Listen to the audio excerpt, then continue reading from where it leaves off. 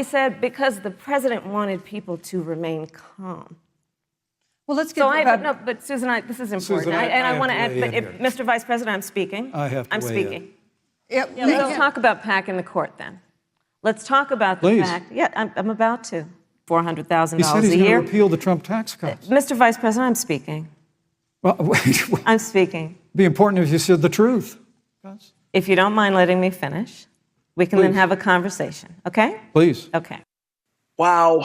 Do you remember that? The year was 2020, and vice presidential candidate Kamala Harris was debating with, or should I say, being interrupted by her opponent, Mr. Mike Pence. Based on some of the research that you're going to hear about in a minute, this scenario is not uncommon. And based on the research, I'm guessing Pence was encouraged by his communications staff to interrupt her. Similarly, Harris was likely coached to not stand for it, all with good reason. Are you ready to talk interruptions? Let's do this. Let's talk about talk. Welcome to Talk About Talk episode number 128, Interruptions. In this episode, you're going to learn about the various types of interruptions, what the research says about interruptions, how you can respond when you're being interrupted, and yes, I'm going to give you some advice for how you can interrupt others. First, though, let me introduce myself. My name is Dr. Andrea Wojnicki, and I'm your executive communication coach. Please call me Andrea. I'm the founder of Talk About Talk, where I coach communication skills to ambitious executives to help them elevate their communication, their confidence, and their clarity, so they'll get noticed for the right reasons and ultimately get promoted. If you go to the talkabouttalk.com website, you'll find many resources there that can help you out. There's information there about one-on-one coaching, online courses, corporate workshops, the archive of this bi-weekly podcast, and I really hope you'll sign up for the Talk About Talk newsletter. That newsletter is your chance to get communication coaching from me every week. Okay, interruptions. Yes, by the way, I just want to say I fully recognize the irony here of me speaking into a microphone for this podcast, and you can't interrupt me. Just so you know where we're headed, we're going to cover 4 things. First, types of interruptions. Second, what the research says, and this is where it gets good. Third, what to do when you're interrupted. And last, how to interrupt when you feel that you must. Okay, first, types of interruptions. Given that you're taking the time to listen to or watch this podcast, I'm guessing you have a certain premonition about what interrupting is. But I just want to remind you that there are many different kinds of interruptions. An easy way to think about the types of interruptions, at least I think, is to categorize them. Categorize them in terms of the source of the interruption. So there's interruptions from people, others, and even ourselves. And then there are non-human, non-people interruptions, for example, from our technology or from the environment. It could be an alarm or a reminder that you set on your phone, or it could be a fire truck driving by with a loud siren, or the crash of thunder, or some other noise. These things all distract and interrupt us. They interrupt our thoughts and our conversations. And some of these things we can control, of course, by turning off notifications on our phone. But then there are interruptions that we cannot control. And then, of course, there are interruptions from people.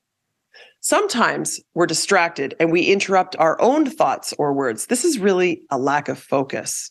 More often, our thoughts and our words are interrupted by others. It could be physical, like when someone taps you on the shoulder or walks into your office unannounced, or it might be verbal, someone interjecting or talking over you.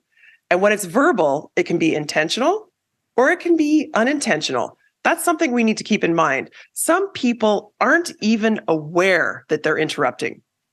These verbal interruptions from other people are what we're going to focus on today in this episode. Let's get first into what the research says. Then I'm going to share with you some ideas about what you can do about it when someone else interrupts you. Okay, so generally, the research tells us that interruptions have a negative effect on collaboration and productivity. That's no surprise. When people interrupt, typically they disrupt the conversation flow, resulting in missed opportunities and misunderstandings, and of course, misgivings. Ooh. Interruptions can be perceived as rude and disrespectful, which can lead to negative feelings and strained relationships. This might sound tautological, but interruptions are disruptive. Interruptions, like I said, can result in missed opportunities, misunderstandings, and misgivings. I really like that. Okay, so who's doing all this interrupting? Well, according to the research, it varies by culture, by gender, and by status or power. At a cultural level, research shows that individuals from more collectivist cultures, such as in Asia, they tend to interrupt each other less frequently than individuals, say, from more individualistic cultures, like in the US. When it comes to gender and interruptions, research shows that in mixed gender conversations, men tend to interrupt more frequently than women. Research also shows that women are more likely to be interrupted by men than by other women. And this dynamic holds in both professional and in social or personal contexts. When it comes to power or status and interruptions, the results of the research probably will not surprise you. Sally Farley, a psychologist and faculty member at the University of Baltimore, has studied these dynamics in depth. Her research focuses on what typically happens in terms of interrupting, and then also how we perceive it. This stuff is fascinating to me. I'll leave a link to some of Sally Farley's research in the show notes. In one of her experiments, Farley demonstrated that interrupters gained in status and targets of interruption lost status. And furthermore, people who were interrupted rated themselves as less powerful than those who were not interrupted. Wow. Also, interrupters, especially female interrupters, were liked less than those who did not interrupt. Now that I've read this research, I have even more respect for the quagmire that Vice President Kamala Harris found herself on stage in the 2020 debate, and I thought she handled it beautifully.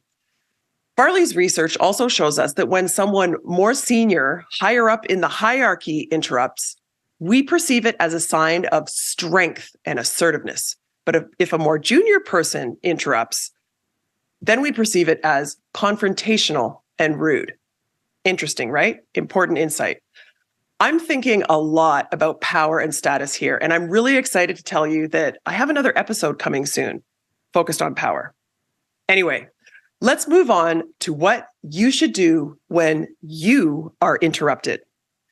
Being interrupted feels awful. It's like the epitome of disrespect, isn't it?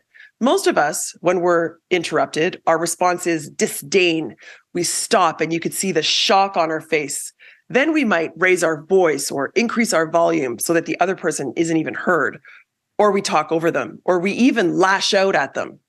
Sometimes these responses may be warranted, but I suggest a more strategic, thoughtful approach to responding to interruptions. First, I want to encourage you to track the ratio. What does this mean? Well, if you've been listening to the Talk About Talk podcast for a while, you've probably heard me encouraging people to track the ratio. Tracking the ratio means mentally tracking the ratio of how much you're talking versus other people. If you're taking up more than your fair share and someone interrupts you, the best response might be for you to simply stop talking. However, if you've been speaking less than your fair share and you have an important point to make, then there's another question that I urge you to ask yourself. Who is that person that's interrupting me? Specifically, what's their relative status? If they're your boss or your manager or your superior, then the research shows that this type of interruption may be expected and does little to affect your status. In other words, in some cases, when you're interrupted, the best thing to do is nothing. On the other hand, if the person who interrupted you is a peer at work, they may be seeking status or influence or power over you. They may even be trying to make you look bad so that they look good. Yeah, the scarcity mindset. If they do it once, fine. But if they're a repeat offender, you absolutely need to address the interrupter. Depending on the context, you might do so with humor. Hey, wait your turn, bud. But humor only gets us so far. How exactly do you respond to incessant interruptions? Well, we could take a lesson from Kamala Harris. My suggestion is that you first smile and take a moment, pause and take a breath. Then you establish direct eye contact with the interrupter and say their name. Then calmly tell them you're going to finish your point, after which you'd be happy to hear from them. Starting off your response by putting a smile on your dial and pausing for a moment, this will calm your nerves and provide you with a moment to consider your response.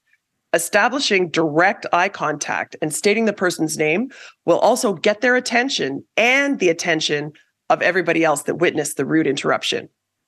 The exact words you use, of course, will depend on the context.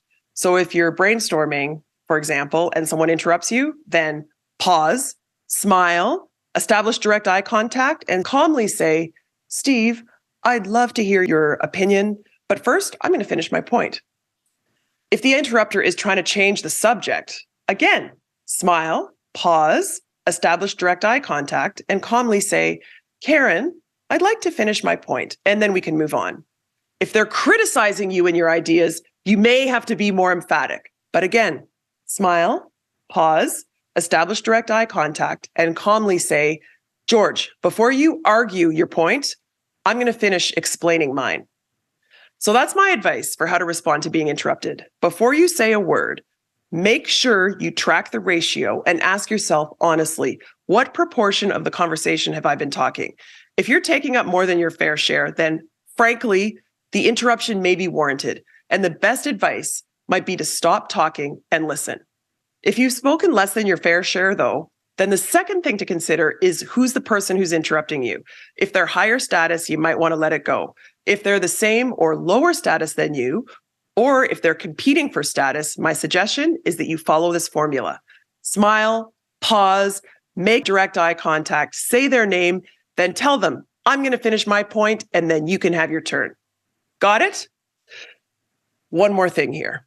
If you're a leader, watch for others interrupting and give everyone space to make their point. Your job as a leader is to provide a forum, be it by going one-on-one around the table or around the screen, or even calling individual people out to encourage everyone to speak their fair share. Okay, moving on. The last thing we're covering here is how to interrupt when you feel that you must. My first suggestion here probably isn't going to surprise you.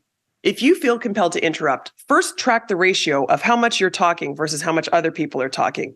There is all sorts of research out there that highlights that the less you talk, the lower proportion of the total airtime that you take up, the better. There's research that highlights that when job applicants encourage their interviewers to speak more during a job interview, they're more likely to get the job. Ditto for salespeople. The less talking they do, all else equal, the more likely they are to make the sale. And even socially. Have you ever been at a party where someone you just met just wouldn't stop talking and they wouldn't shut up? Do you remember how you felt about that person? Exactly. So please track the ratio. But let's assume you've spoken way less than your fair share and you have what you think is a very important point to make. Or perhaps you're leading a meeting and you need to interrupt someone so that others can be heard. My number one piece of advice is to be gracious and to recognize or acknowledge the person that you're interrupting. Just like my previous advice, use their name. That's a great place to start. Xavier, I agree this is an important point. Your point made me think of something else that we should consider. Listen to this. Or Yvonne, your point is fantastic. Let's make sure it gets recorded. Who else has something to say? Do you see what I did there? I respectfully and explicitly acknowledged the other person's point. Then I opened it up for my point or for others' points. What I discourage here is apologizing or seeking permission, unless, of course, you're interrupting someone who has higher status, which, as I already said, is very risky. But otherwise, avoid saying things like, "I'm sorry, but can I add something?" Or, "May I interject?" People, this just sounds weak. You can be respectful without being apologetic. Be calm and respectful and recognize the other person's point. All right, that's it. Did you get all that? Let me summarize with 3 things that I hope you'll take away from this episode. First, not all interruptions are equal. The prevalence and our perceptions of interruption varies by culture, by gender, and by the relative status of the 2 people, that being the interrupter and the interrupted. Second, 2 factors to consider when it comes to interruptions, whether you're being interrupted or you're considering interrupting someone else. The 2 things to consider are, 1, what proportion of the conversation have you been speaking versus other people speaking? In other words, track the ratio. And 2, consider the relative status of you versus the other person. Remember, people expect the higher status person to talk more and maybe even to interrupt. The third point that I hope you remember is my formula to help you avoid being rudely interrupted. Here's what you do. Smile, pause and take a breath, make direct eye contact with the person, say their name, and then tell them you're going to finish your point. If you got all that, then you're in great shape when it comes to interrupting. I want to conclude by sharing a quote from Adam Grant that I read recently on LinkedIn. It's this: the most valuable person in the room is not the person who talks the most. It's the person who says the most with the fewest words. The best way to contribute is not to take up more airtime. It's to increase your ratio of insight to airtime. Wow, I really like that. Increase your ratio of insight to airtime. Brilliant. Something for us all to aspire to. Like I said, I found this Adam Grant quote on LinkedIn. I would love it if you connected with me on LinkedIn. You can also subscribe there to my new bi-weekly LinkedIn newsletter, where you'll get free communication skills coaching from me every second week. It's a short newsletter. I respect your time. It's also fresh and different content from the podcast and from the email newsletter. So I encourage you to subscribe. While you're on LinkedIn, you can direct message me too. Perhaps you have a suggestion for a future podcast topic. You could also go to the talkabouttalk.com website and leave me a recorded message there. You might even hear your voice on a future podcast episode. And I promise I won't interrupt you. All right, that's it. Thanks for listening and talk soon.